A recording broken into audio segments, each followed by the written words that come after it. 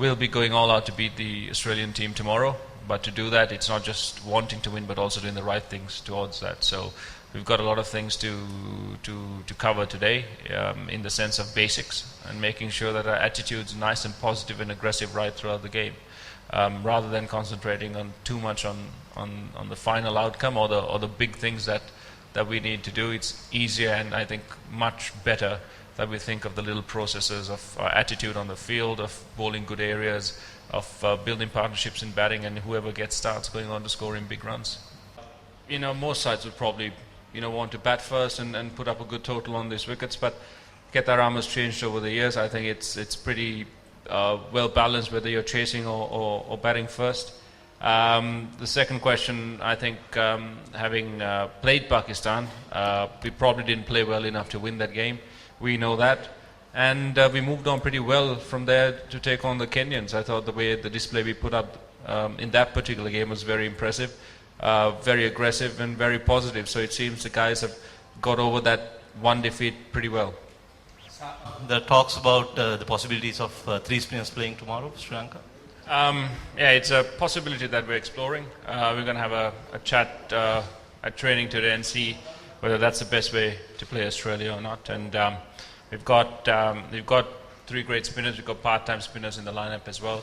So we'll have to make a decision on that. Yes, sir. Kumar, Glenn Mitchell, ABC Radio Australia.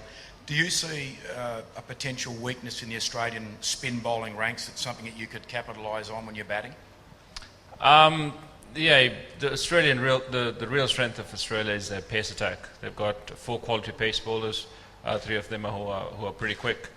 So they probably come at us pretty hard right from ball 1. So if we can absorb the pressure and make sure we try and be as positive as we can, then maybe there might be an opportunity to capitalize on spin. But still, Frazier is a very good spinner. He's shown us that he bowls very well. He bowls good attacking lines.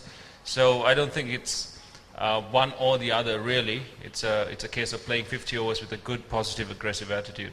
Yes, When you have the Malingas, the Murlis, and sometimes Ajanta, Mendes, you always expect them to deliver either solid overs for few runs or wickets. But at the same time, I think it's important that we understand, and the other bowlers also understand, that the responsibility is always shared. There comes a day when your so-called star bowlers won't deliver, and then the responsibility then falls on to everyone else in the team to make sure that support bowling is there, and it's not just there, it's very good. So we'll try and focus and see exactly how we can share that responsibility and keep giving bowlers like Lassit the freedom to express themselves and do everything that they can to deliver the goods for us. Kumar, there have been 7 World Cup matches between Sri Lanka and Australia. 6 of them have been won by Australia, apart from that famous win in '96. You've been part of those 4 defeats in the last 2 World Cups.